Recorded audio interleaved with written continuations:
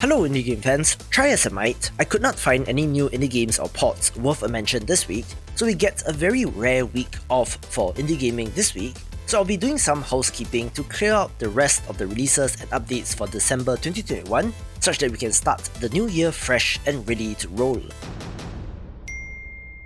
Let's begin with Bumballon, a pixel art action title where it appears that you're trying to time things just right, launching our hero character in order to collect magic emeralds while avoiding hazards.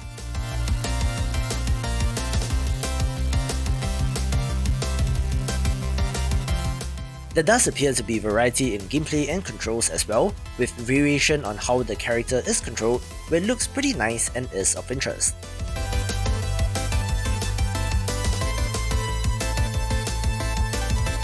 Help you this time. Now, let's go and defeat that new threat!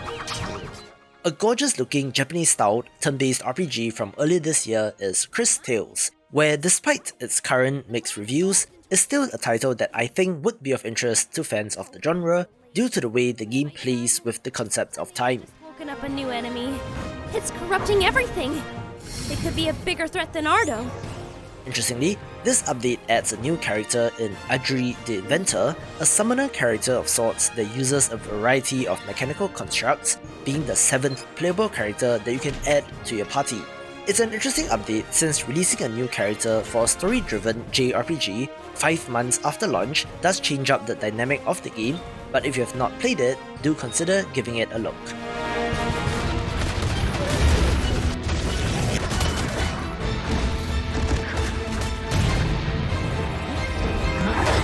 I'm actually pretty amazed that we got this release in 2021 since the very not indie Baldur's Gate Dark Alliance somehow made its way to Steam 20 years after release, previously only being available on consoles in the PS2 and original Xbox era.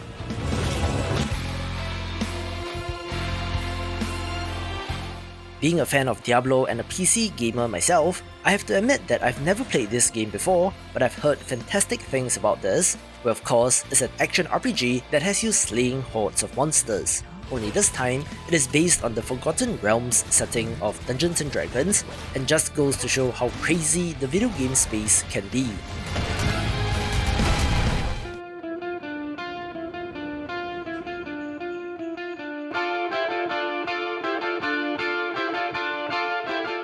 A very festive if smaller title, but free to check out, is Ho Ho Home Invasion, a stealth game where you play as Santa, and the developers considered naming this Santa Game Solid so you know exactly what they're going for.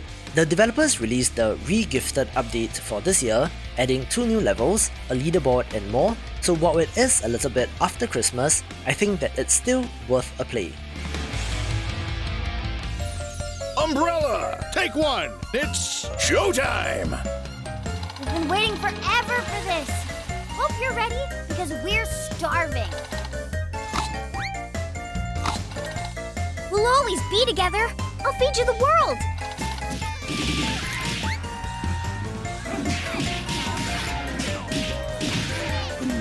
Don't worry, Hungren's never eaten anyone that I know of. Is Hungren gonna have to chomp a jerk?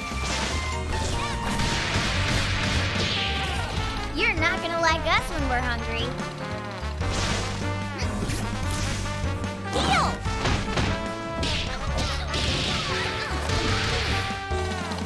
Good thing we brought plenty of salt. One of the indie juggernauts in the fighting game space keeps chugging along with Skullgirls Umbrella, a new character for this gorgeous game, which comes alongside a new stage and story mode.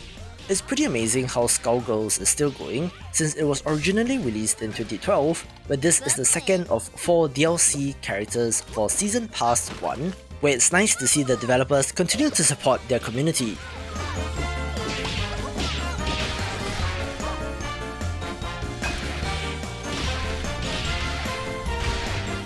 We have to go now. Our kingdom needs us.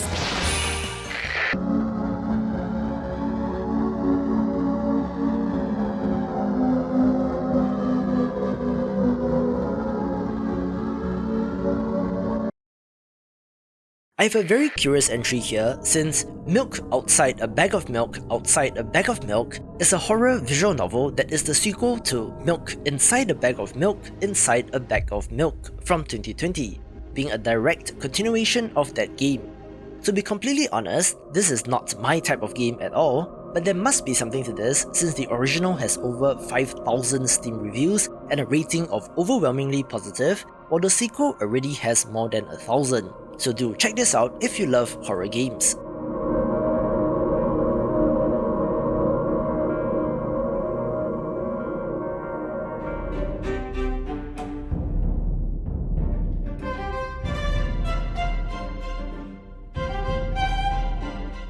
One of the most impressive city builders currently in early access is Timberborn, where you play as industrious beavers, constructing magnificent cities in the post-apocalypse and trying to bend nature to your will, releasing their first significant update, simply named Update 1.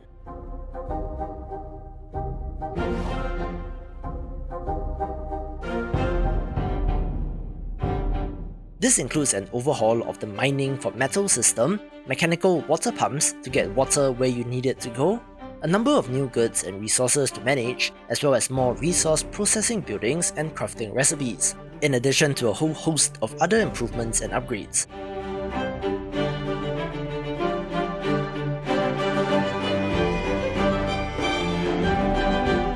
The developers had quite an aggressive marketing campaign in preview builds before their early access release and made a fantastic game on top of that, so of course this has done tremendously well and only looks to get better as the days go by.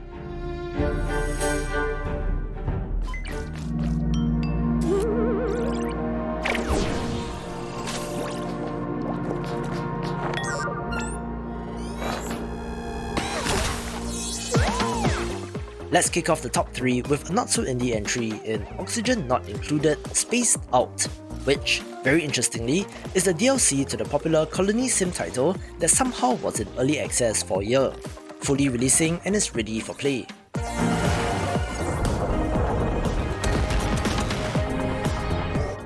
Interestingly, this DLC brings our colony sim beyond the domain of just one planet, where you have the task of building a mega colony that you have to manage in real time.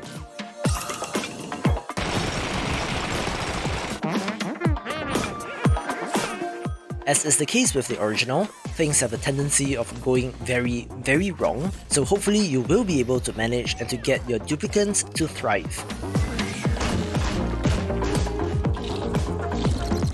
Other new additions include expanding the rocket technology end of things, adding nuclear power and radiation hazards, as well as new creatures, resources, biomes, technology and more, all with the signature clay entertainment art style, making this a no-brainer for fans of the original.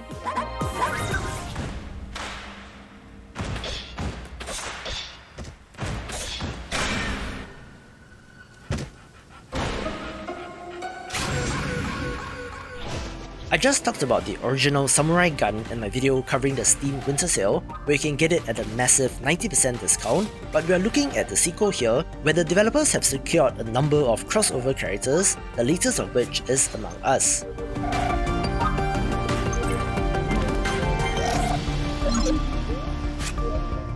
The crewmate character is pretty interesting, with the ability to place vents and even transform into the Deadly Imposter, which changes up all their abilities, which makes this game even better.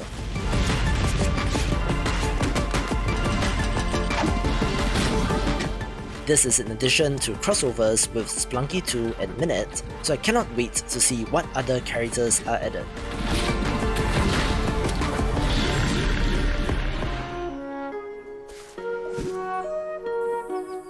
Cozy Grove was my first Animal Crossing-like game that I really got into, since, most importantly, it was available on PC, and as with most real-time games, the winter update turns the island into a winter wonderland with a whole bunch of new features. Most interestingly, this adds snow folk that you can build, which generates resources to make gifts, a new wishing well feature, more upgrades, a new minigame, and even the ability to get into snowball fights with those pesky imps, in addition to the usual lot of new fish, plants, bugs, resources, and more.